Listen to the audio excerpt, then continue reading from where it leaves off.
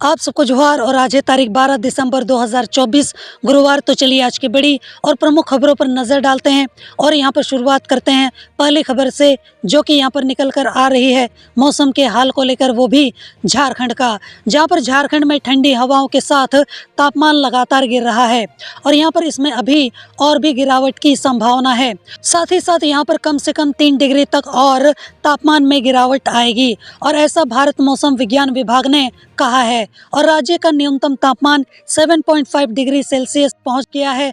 वहीं अधिकतम जो तापमान है अभी फिलहाल 27.6 डिग्री सेल्सियस पर है। और वहीं अगर बात करें अगले 4 दिनों के पूर्वानुमान की, कि यहाँ पर मौसम विभाग ने अगले 4 दिनों के मौसम का जो पूर्वानुमान है उसको जारी कर दिया है और जिसमें ये कहा गया है कि सुबह में हल्का कोहरा या फिर धुंध छाया रहेगा और बाद में आसमान जो है वो साफ हो जाएगा। बाकी आपको सारा डेटा डिटेल्स अपनी स्क्रीन पर देखने को मिल जाएगा, जहां पर झारखंड के किस जिले में 4 दिन तक यहाँ पर किस तरीके से जो मौसम है वो बने रहने वाला है, न्यूनतम तापमान और अधिकतम तापमान वो कैसा हमें देखने को मिलेगा। चाहे बात हो 11 तारीख की, 12, 13, 14 या फिर 15 दिसंबर की, जहाँ पर न्यूनतम और अधिकतम तापमान क्या देखने को मिलने वाला है वो आराम से आप यहाँ पर पॉज करके पढ़ सकते हो। चलिए बढ़ते हैं अगली खबर की ओर, जहां पर रांची प्रशासन ने अवैध बालू उठाव के खिलाफ बड़ी कार्रवाई की है और यहां पर रांची डीसी मंजूनाथ भजंत्री के निर्देश पर जिला खनन पदाधिकारी ने कई थाना क्षेत्रों में औचक निरीक्षण किया और कुल यहां पर 15 गाड़ी को जब्त किया है। और इस दौरान बालू लदे 12 गाड़ी और गिट्टी लदी 3 गाड़ियों को भी जब्त किया गया है और यहाँ पर वाहन मालिकों, ड्राइवरों और इसमें संलिप्त अन्य व्यक्तियों के खिलाफ प्राथमिकी दर्ज कर आवश्यक कानूनी कार्रवाई की जा रही है।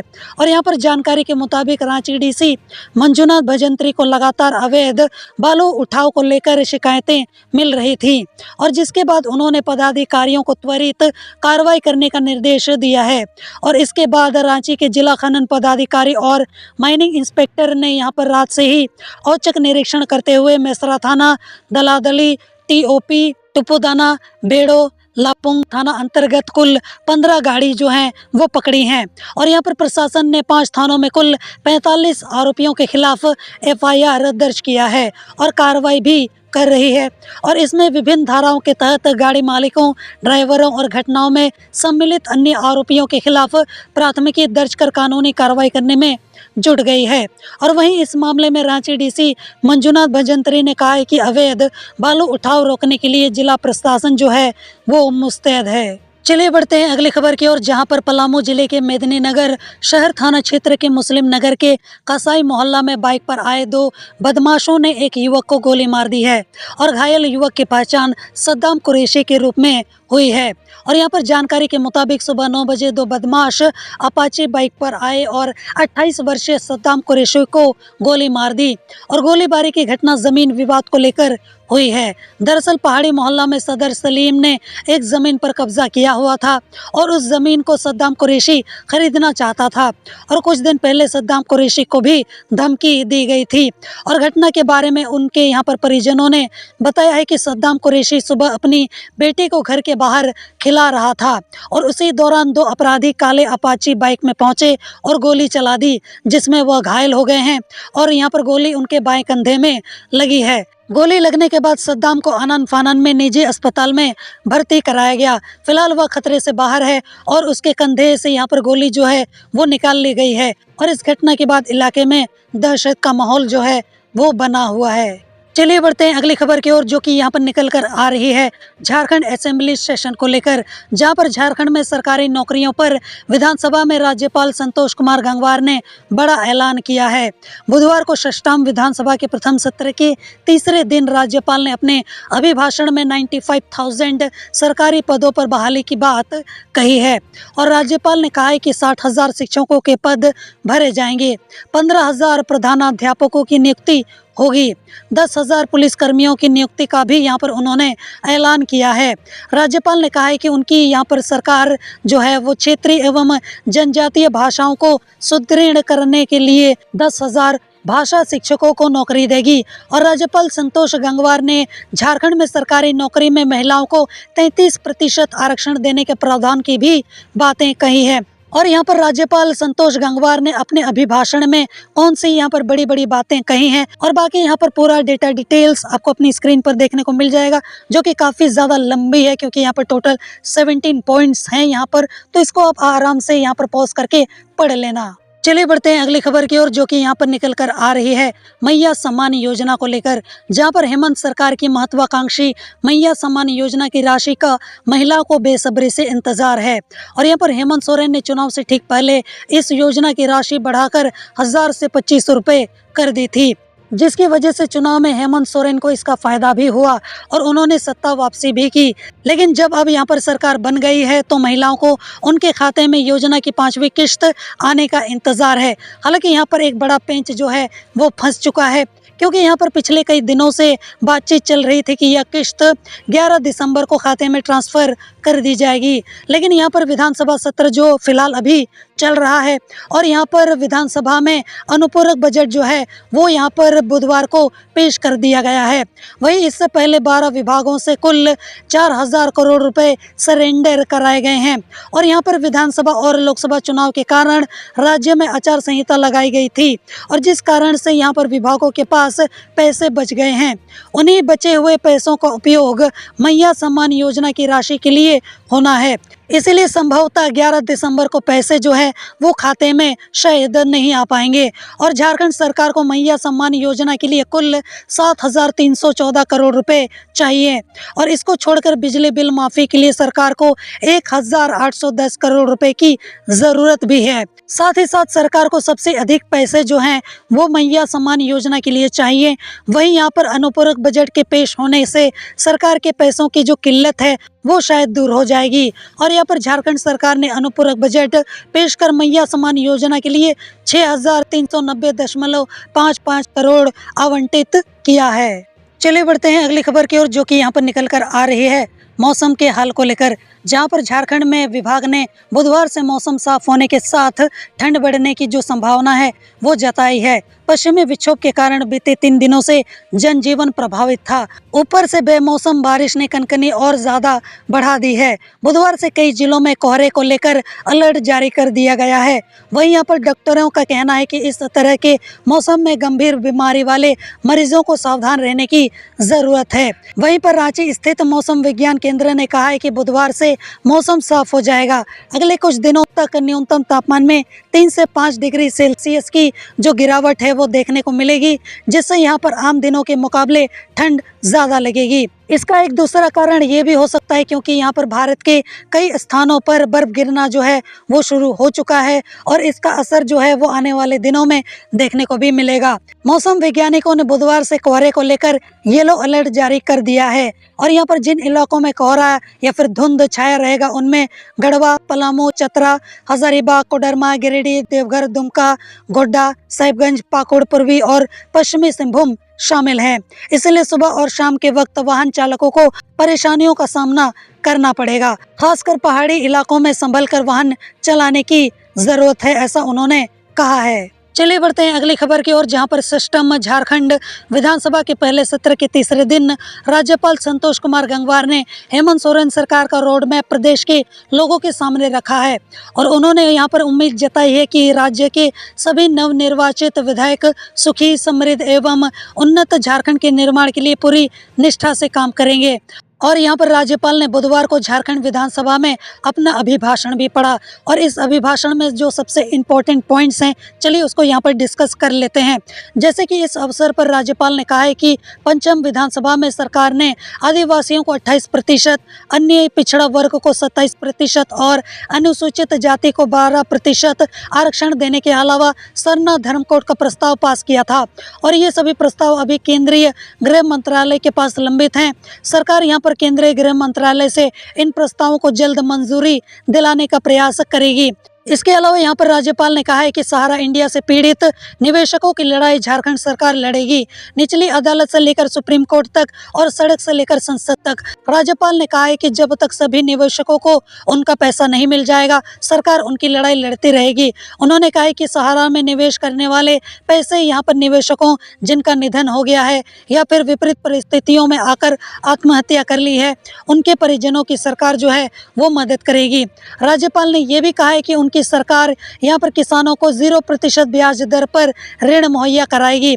और उन्होंने कहा है कि मनरेगा मजदूरों को केंद्र की ओर से बहुत कम पारिश्रमिक दिया जाता है और उनकी सरकार अपनी तरफ से मनरेगा मजदूरों के लिए पैसे की व्यवस्था करेगी ताकि उन्हें न्यूनतम 350 रुपये मजदूरी मिल सके। नदियों और डैम के पानी के सदुपयोग के लिए 10,000 करोड़ की योजनाएं झारखंड में शुरू की जाएंगी। साथ ही साथ यहाँ पर आखिरी सबसे इम्पोर्टेंट पॉइंट जहाँ पर राज्यपाल ने कहा है कि आने वाले वर्षों में झारखंड में 500 सीएम स्कूल ऑफ एक्सीलेंस की स्थापना की जाएगी और इन स्कूलों में स्वास्थ्य और संगीत के शिक्षकों की नियुक्ति होगी। राज्यपाल ने कहा है कि 4,500 पंचायत स्तरीय आदर्श विद्यालय भी खोले जाएंगे और इतना ही नहीं, यहाँ पर हर प्रखंड में डिग्री कॉलेज की स्थापना होगी। अनुमंडल स्तर पर पॉलिटेक्निक खोले जाएंगे और यहाँ पर बाबा साहेब भीमराव अंबेडकर लाइब्रेरी की भी स्थापना का ऐलान राज्यपाल ने किया है। उन्होंने कहा है कि बच्चों को केजी से पीजी तक निःशुल्क शिक्षा देने की व्यवस्था सरकार जो है वो करेगी। चलिए बढ़ते हैं अगली खबर की ओर, जहां पर झारखंड विधानसभा के सत्र के दौरान मुख्यमंत्री से लेकर मंत्री और विधायकों को राज्य के विभिन्न इलाकों में आने जाने के दौरान सुरक्षा में खतरा उत्पन्न हो सकता है। स्पेशल ब्रांच ने राज्य के ऐसे स्थानों को चिन्हित किया है जहां पर खतरे की आशंका से इनकार नहीं किया जा सकता और इस संबंध में स्पेशल ब्रांच ने एक रिपोर्ट तैयार कर सभी यहां पर जिलों के एसपी को अलर्ट कर दिया है और कहा गया है कि विधानसभा सत्र के दौरान अपने अपने क्षेत्रों से विधायकों और मंत्रियों को आने जाने के दौरान उन्हें संबंधित जगहों पर विशेष सुरक्षा प्रदान की जाए। और यहाँ पर स्पेशल ब्रांच ने सभी जिलों के एसपी को जो रिपोर्ट भेजी है उसमें कहा गया है कि पूर्व में घटित उग्रवादी या फिर नक्सली घटनाओं को देखते हुए महानुभावों को उग्रवादी या फिर अपराधी द्वारा संबंधित संवेदनशील स्थानों पर लक्षित किए जाने की संभावना से इनकार नहीं किया जा सकता और इसलिए संबंधित चिन्हित स्थल पर मूवमेंट के दौरान समुचित संख्या में गश्ती दल की प्रतिनियुक्त कर सुरक्षा व्यवस्था को सुदृढ़ किया जाए और यहाँ पर उग्रवादियों या फिर नक्सलियों की गतिविधियों के बारे में सूचना एकत्र कर long range patrolling, open road patrolling की व्यवस्था की जाए ताकि यहाँ पर कोई अप्रिय घटना ना हो सके। और बाकी सारा डिटेल्स आपको अपनी स्क्रीन पर देखने को मिल जाएगा कि राज्य के वैसे स्थान जहाँ यहाँ पर नेताओं पर हमला हो सकता है। स्पेशल ब्रांच ने जो यहाँ पर रिपोर्ट सौंपी है उसके हिसाब से तो वो आप यहाँ पर आराम से देख सकते हो, पढ़ सकते हो पॉज करके। चलिए बढ़ते हैं अगली खबर की ओर, जहां पर रांची में एक हैरान करने वाला मामला सामने निकल कर आया है, जहां पर एक बेटे ने अपनी मां के साथ गाली गलौज की और फिर रिवॉल्वर को दिखाकर जान से मारने की भी धमकी दी। महिला जब थाने में शिकायत करने गई तो वहां पर भी अपनी मां के साथ गाली गलौज करने लगा। जब थाने में आरक्षी ने उसे रोका तो वह उससे भी उलझ पड़ा और इसके बाद बीच बचाव करने आए दरोगा के साथ भी धक्का मुक्की और गाली गलौज की। हालांकि जो युवक है वो सिर्फ गाली गलौज तक रुका नहीं बल्कि उसने दरोगा और आरक्षी को गोली मारने की भी धमकी दे दी और इस घटना के बाद युवक को काबू करने के लिए 3 पुलिस वालों की मदद लगी। दरोगा ने यहाँ पर युवक के खिलाफ धमकी देने को लेकर केस दर्ज किया है और उसे जेल में बंद कर दिया है। अब यहाँ पर ये भी जान लेते हैं कि आखिर हुआ क्या। तो जानकारी के मुताबिक रांची के डोरंडा थाना क्षेत्र की निवासी रूही खानम अपने बेटे की शिकायत लेकर थाने में पहुंची। मां रूही खानम का आरोप है कि उसके बेटे अहमद ने उसके साथ मारपीट की और गाली गलौज भी की। युवक ने मां को रिवॉल्वर दिखाकर मां को यहां पर जान से मारने की धमकी भी दी। इसके अलावा युवक ने अपनी बहन के होने वाले ससुराल वालों को भी धमकाया और रिश्ता जो है वो तोड़ दिया। हालांकि यहाँ पर युवक को जब इस बात का पता चला कि महिला उसकी शिकायत करने थाना गई है तो वह वहाँ पर भी पहुँच गया और पुलिस कर्मियों से भी भिड़ गया और लड़ाई झगड़ा करने लगा। चलिए बढ़ते हैं अगली खबर की ओर, जहां पर बोकारो जिला अंतर्गत गोमिया प्रखंड के चतरोचट्टी थाना के कर्री खुर्द ग्राम निवासी जगदीश महतो की मौत मलेशिया में मंगलवार को टावर से गिरने से हो गई और यहां पर मौत के बाद परिजनों ने उनके अंतिम दर्शन के लिए सरकार से गुहार जो है वो लगाई है। चतरोचट्टी थाना क्षेत्र अंतर्गत कर्री खुर्द निवासी शनिचरा महतो के 22 वर्षीय पुत्र जगदीश महतो मलेशिया में काम करने गया था और टावर से गिरने से उसकी मौत हो गई और घटना बीते मंगलवार की है और मौत की सूचना मिलते ही परिजन जो हैं वो काफ़ी ज़्यादा दुख में है और वो यहाँ पर काफ़ी ज़्यादा गुहार लगा रहे हैं सरकार से कि सरकार जो है वो उनकी मदद करे। और यहाँ पर झारखंड के पेयजल आपूर्ति मध्य निषेध मंत्री योगेंद्र प्रसाद को घटना की सूचना मिलते ही यहाँ पर इसकी सूचना उन्होंने मुख्यमंत्री हेमंत सोरेन को दी है और उन्होंने कहा है कि प्रयास जो है वो किया जा रहा है कि यहाँ पर मलेशिया से जो युवक का शव है उसको गांव में लाया जाए। उन्होंने अफ्रीका के कैमरून में झारखंड के विभिन्न जिलों में फंसे 41 मजदूरों को वतन वापसी पर भी मुख्यमंत्री को जानकारी देकर वतन वापसी पर पहल करने की बात भी कही है। चलिए बढ़ते हैं अगली खबर की ओर, जो कि यहाँ पर निकल कर आ रही है इंडियन रेलवेज की तरफ से, जहाँ पर रांची रेल डिवीजन में विकास कार्यों को लेकर ब्लॉक लिया जाएगा और इस कारण ट्रेनें जो हैं वो प्रभावित रहेंगी। ट्रेन संख्या 18612 वाराणसी रांची एक्सप्रेस 15, 21 और 22 दिसंबर को रद्द रहेंगी। ट्रेन संख्या 18611 रांची वाराणसी 16, 20 और 21 दिसंबर को रद्द रहेंगी। और यहाँ पर किन किन ट्रेनों को रद्द कर दिया गया है उसकी पूरी लिस्ट, डेटा डिटेल्स आपको अपनी स्क्रीन पर देखने को मिल जाएगा, जिसको आप आराम से पॉज करके पढ़ सकते हो। इसके अलावा ट्रेन संख्या 08694 लोहरदगा रांची मेमो ट्रेन 11 और 16, साथ ही साथ 19 से 22 दिसंबर तक पिस्का स्टेशन तक ही आएगी और वहीं से रवाना होगी। वहीं यहाँ पर रांची बनारस आधा घंटा विलंब से जाएगी। 20887 रांची बनारस वंदे भारत एक्सप्रेस 16 और 20 से लेकर 22 दिसंबर तक 30 मिनट विलंब से रवाना होगी।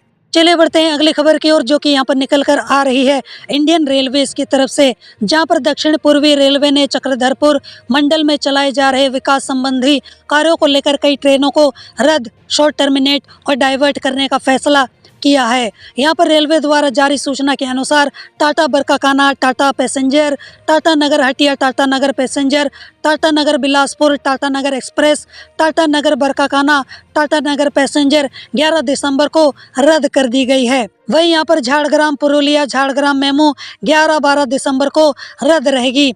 इसके अलावा यहाँ पर आसनसोल टाटा नगर आसनसोल मेमू को 11 दिसंबर को रद्द कर दिया गया है।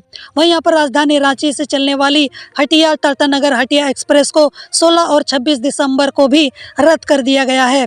वहीं पर हटिया टाटा नगर हटिया मेमू को 16 और 19 दिसंबर को रद्द कर दिया गया है।